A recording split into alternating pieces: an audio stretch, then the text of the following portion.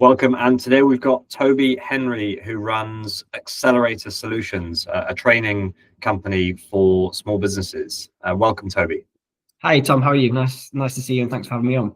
Pleasure to have you. So, best place to start, why don't you give us a bit of an overview of what you do and who you help, and the kind of the problems that you solve for your clients? Yeah, sure. So I acquired Accelerator Solutions a year ago. So I've been running the business as CEO for the last year. So Accelerator Solutions, we're a learning development and research consultancy. We support businesses of all sizes in making their people better. So it's really about working with companies on their talent development, management development, and giving them the skills to adapt really to a world that feels like it's changing so much at the moment. And that's a lot of the work we do, is working with companies to make their talent better and support their businesses in their growth ambitions and creating working environments that are really nice to work in. That's kind of our purpose and goal. Okay, and so what type of training specifically, and any kind of examples of the types of businesses you've helped? Yeah, so we our primary focus is around kind of talent development and leadership development, but we also do a lot on service style development. So we are agnostic in terms of the companies and the types of companies, and our real focus is around the skills and behaviour. So we work a lot with service-based businesses, so management consultancies, legal firms, accountancy firms, where they're differentiating on their people themselves.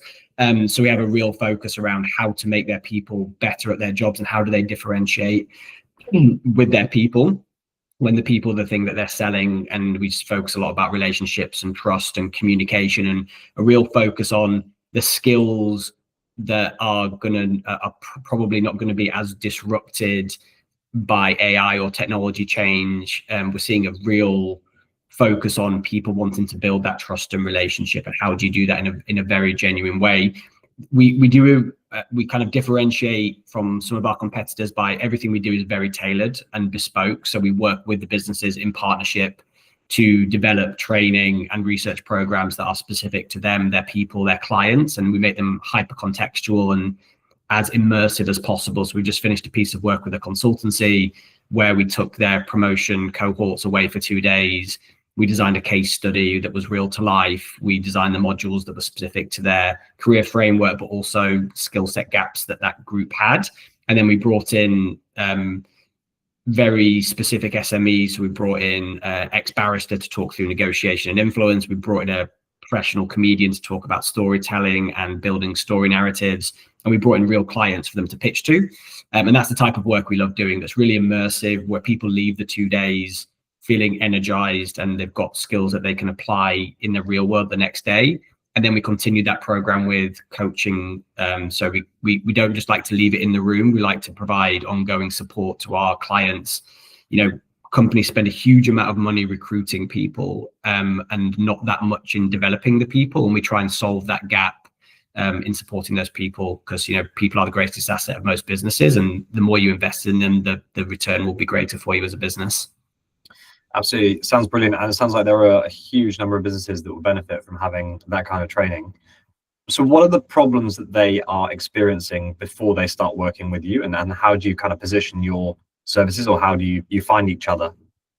Yeah, most of our business comes in from referral and word of mouth. I mean, most of the clients that we have been with us for more than 10 years. And most of our clients are really happy to refer to even competitors, which is a very rare thing, and I think underlines the quality of the work that we do. But most of our clients at the moment are going through, and I feel this as a business owner, and I'm sure you do as well, where the world is changing so fast, and you're thinking, how do I differentiate myself? How do I differentiate my business? How do we keep up with that pace of change? And what skills are people going to need in order to actually be able to do their jobs? How do we create efficiencies?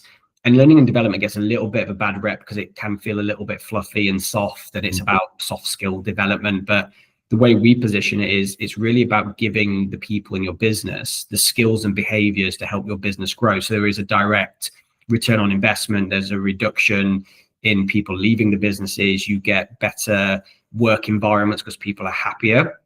All pretty hard things to measure, but where our clients come to us, there's normally we know that our people have deficiencies in certain areas, and we haven't invested in their skill development. So how can we expect the skill gap to close? And some you can learn on the job, and others you can really teach people, and then follow on with coaching. And we're a big believer in, like I said, learning doesn't always just happen in the classroom or on a Zoom meeting or virtual. And we love face-to-face training, but we'd also do virtual training.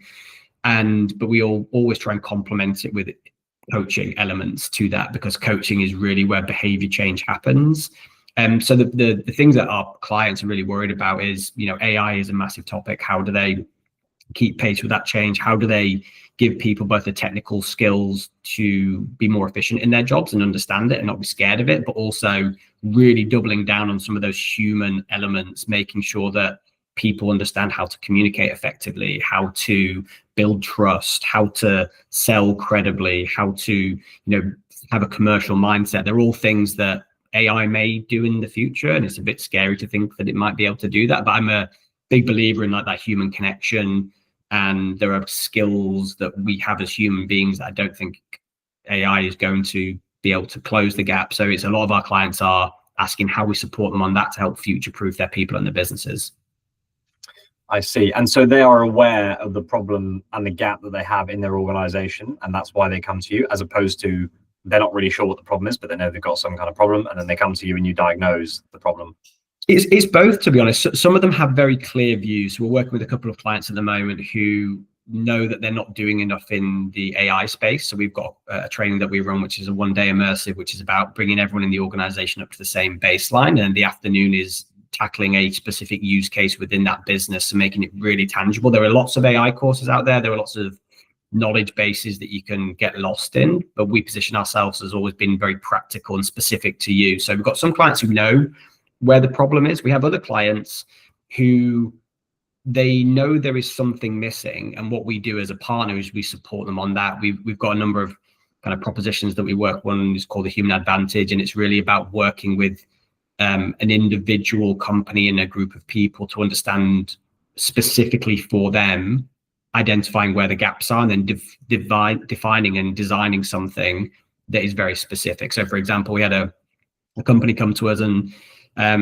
they just gone through some M&A activity. The culture was a little bit rocky in terms of what people's futures look like, and they wanted to use learning and development, particularly some training, to regalvanize the business. So they kind of knew what they were looking for, but they didn't know how to approach it. And we partnered with them over a couple of months to, one, help them reset what their culture needed to look like, and then drag that through the learning and development journey over a couple of months, where we got people together both in person and virtually.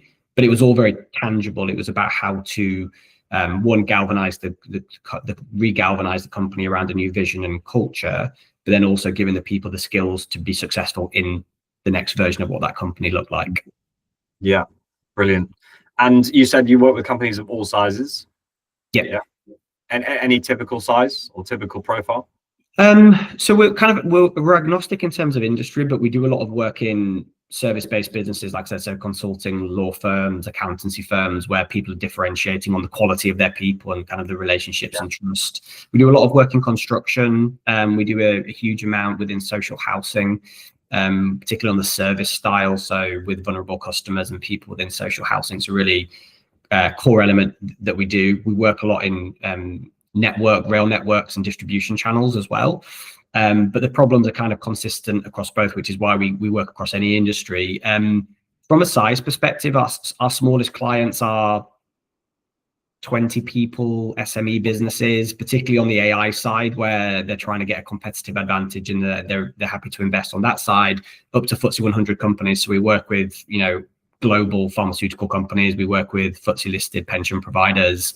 And then it's really about finding, with those larger companies, it's about finding the teams and the groups specifically within that want to work with us, and we want to work with them.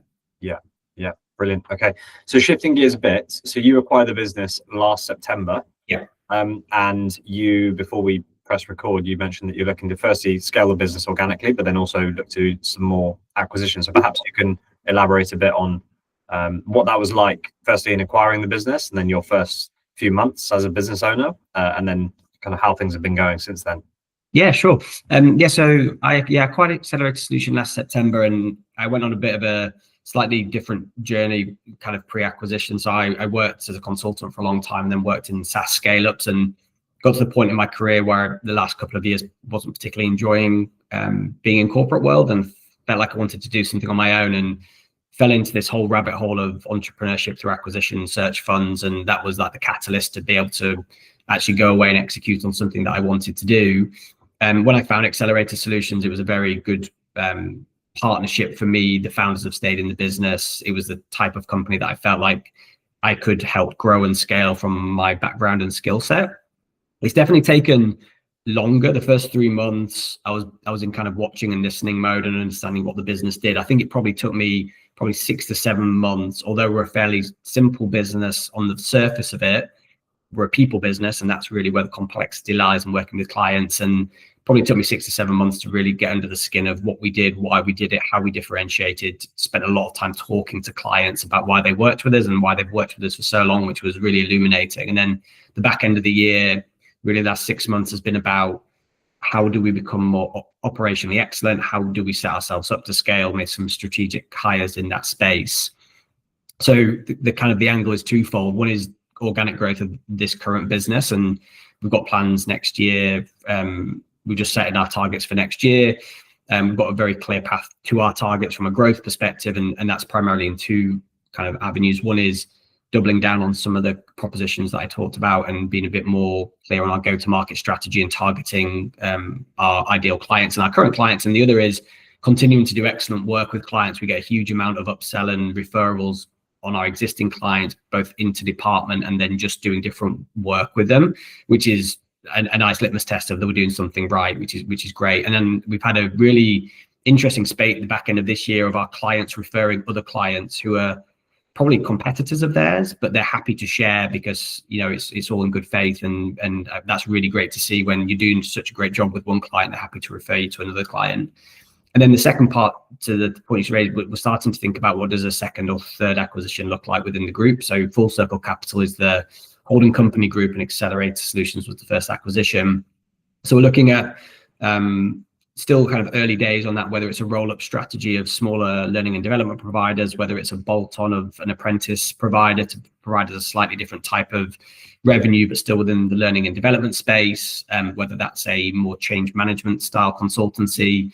That's my background, so still got a lot of kind of contacts and expertise in that space, or whether it's a more of a platform business, so having some really interesting conversations with some AI coaching businesses, some LMS providers that would provide a slightly different revenue stream, which again, from a growth and scaling perspective is I think is that bit of the holy grail. If you can create a business that has high margin service revenue with good platform like annuity revenue, then I think that's where my vision is, but it's going to take a little while and some effort to actually execute on it. Yeah. Okay. And you've obviously acquired this. How big is the team at the moment? So, 15 people who are full-time, and then we have an associate group that we work with that's kind of 20 plus, depending on scale and the type of work that we're doing. Okay. So naturally, I'm a fractional CFO, so I'm interested in the financing questions, cash flow and profitability and all that stuff. Yep. So you presumably have an accountant, and we talked about this a bit previously. You have an accountant, you have a bookkeeper. Have you got someone in that CFO seat? We don't have a CFO. We have a finance director who's been with the business for I think since the start, 23 years. She's fantastic. Her role has evolved and changed as well. So I think as the business has got more complex, one of the other things we spent quite a lot of time doing this year is just being very clear on people's accountabilities and roles and responsibilities. So we have an accountant who does our tax filing and that type of thing. Yeah. And then we have our finance director who is the day-to-day person looking after finance, payroll, cash flow, investments, how we think about utilizing the money. And then we have like an account support as well, who does invoice chasing and kind of the more revenue recognition aspects of the business. Yeah, brilliant. That sounds like a good setup. And so looking forward, have you got clear targets set in terms of revenue, profit, cash flow for the main business, and then a plan to actually do the future acquisitions? Yeah, we do. So we're in just getting towards the end of our 2026 planning cycle at the moment. So we do have a revenue target that we're looking to hit next year. Very, very focused on gross profit for us, it's because of the type of business we are. If we can get that balance right between delivering work with our internal team and flexing with our associate pool for specific bits of work, that's our biggest driver of gross profit. So we track our metrics weekly. We're starting to utilize EOS as a system from a scorecard and a metrics perspective, and trying to get a predictive view of what that looks like. And yeah, we have targets for net profit. This year has been a bit of a learning curve in terms of getting the balance right of associate use versus full-time use, looking at like the cost underlying in the business, other efficiencies within our systems and processes and things like that. So we've got a much clearer view going into 2026, I think. And you mentioned EOS there, which is really interesting, which is becoming a more frequently used framework. How long have you been using that for? We had a bit of a soft entry into it probably January this year. Work with a guy called Rob Lydiard, who's fantastic. And we haven't kind of fully implemented it within the business yet, because we've been just playing around with the scorecard and the metrics and that side of thing. I think we'll probably look to double down on it properly as a system in 2026, but it's been really helpful. The key thing I've taken away from it is the clarity and responsibilities is the first thing. And the second thing is making sure those accountable people have metrics that they're tracked against, that you track on a weekly basis. Yeah, that has been a bit of a game changer. And we're kind of still refining what those metrics look like, because what we thought were the things that we needed to track as leading indicators, actually some of them aren't. So we're constantly refining that and making it as usable and scalable as possible, so we getting the right information into the business. I went to an EOS event a few weeks ago. I'm not sure if you were there. I didn't see you there, but did you? No? No, I wasn't there, no. I mean, there are about 400 people there, so there's there's a good chance we didn't see each other if you were there. But yeah, one thing I thought was really interesting and something I learned from the day was that you have input KPIs and output KPIs. So it's all well and good giving a salesperson a target of generating X amount of new revenue, but that's an output KPI. You've also got to set input KPIs. So what is that person doing to maximize the chances of generating that 100K of new pipeline or whatever the metric is, and getting very clear and granular on what those input KPIs are to make sure that they are doing the right inputs and essentially showing their workings, so that if they don't hit the output, then you can all go back to the inputs and work out what needs to be refined. So that was actually something I thought was really interesting. And then your future acquisitions, are you looking to raise more money from the top co to fund them, or have you thought about how you're going to do that? Yeah, so I'm kind of in the middle of that kind of planning cycle of what it looks like. There's probably a couple of elements to it. There is, depending on the size of the businesses and the type of businesses we acquire, I'm keen to get the mix right of, we have the ability to raise more into top co, so go do an equity raise based on the growth ambition of Full Circle Capital as a group. I've got ideas in my mind about how much of that company I'm happy to give away to investors for that injection of capital. There's also the element of bringing in debt into the business. So depending again on the size of the businesses we acquire, the debt market I think is getting a little bit more buoyant than it was probably when I acquired Accelerator, but it's still quite difficult and seems a bit more risk averse than necessarily.